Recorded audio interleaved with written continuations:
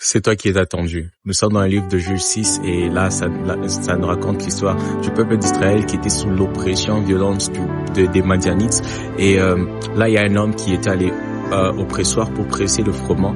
Il s'appelait Gédéon et là, il y a un ange qui lui apparaît et lui dit « L'Éternel est avec toi ». Alors là, Gédéon, quand il entend ça, il répond, il dit « Mais si l'Éternel est avec moi, pourquoi est-ce que toutes ces choses se passent ?» Et il lui dit « Où sont les signes de ce Dieu dont on nous a parlé ?» On nous a dit que Dieu avait marché puissamment avec nos pères, avec Moïse, avec toutes ces personnes. Mais où sont ces signes? On ne voit pas ce Dieu. Et la partie qui m'a le plus tiqué, c'est la réponse de Dieu. Dieu ne s'explique pas. Dieu lui dit, va avec la force que tu as. Là, il essaie d'argumenter. Il lui dit, je suis le plus petit et tout. Dieu lui dit, je serai avec toi. Va avec la force que tu as. Ce qui m'a toujours intéressé dans l'histoire, c'est que pendant que lui, il attendait de voir Dieu, c'est Dieu qui était en train de l'attendre lui. Il y a 2 vidéos, là, on a parlé du fait qu'on était le sel et la lumière du monde, et cette histoire l'illustre très bien. Quand le sel est mis dans la nourriture et que la nourriture n'a pas de goût, ce n'est pas le sel ne peut pas poser la question pourquoi est-ce que la nourriture n'a pas de goût. Ou bien quand une lampe est placée dans une salle, elle ne peut pas poser la question pourquoi est-ce que il y a les ténèbres autour d'elle.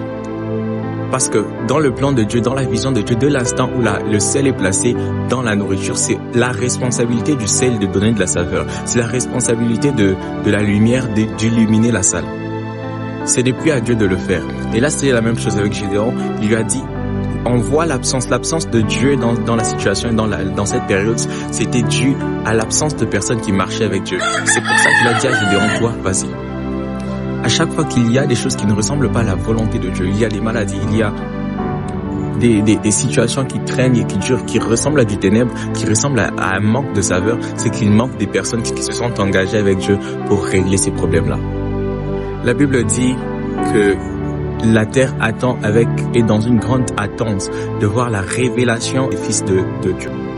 Elle n'attend plus Jésus seulement, elle n'attend plus Dieu, mais elle attend la révélation de Dieu au travers de toi. Tu es celui par qui Dieu veut répandre sa saveur. Tu es celui par qui Dieu veut répandre sa lumière. Et c'est ta responsabilité de marcher avec lui pour qu'il soit visible. Ésaïe 52 dit, sortez du milieu d'elle, sanctifiez-vous, mettez-vous à part. Et tout commence par là. Mets-toi à part pour que Dieu puisse déposer en toi la saveur et la lumière qu'il faut que tu puisses transmettre au monde. Pour que tu sois la solution au problème que tu es en train de voir. Dieu n'attend que toi, tu es un sel, tu es une lumière, marche avec lui pour que il puisse amener les solutions aux choses que tu vois. Peace.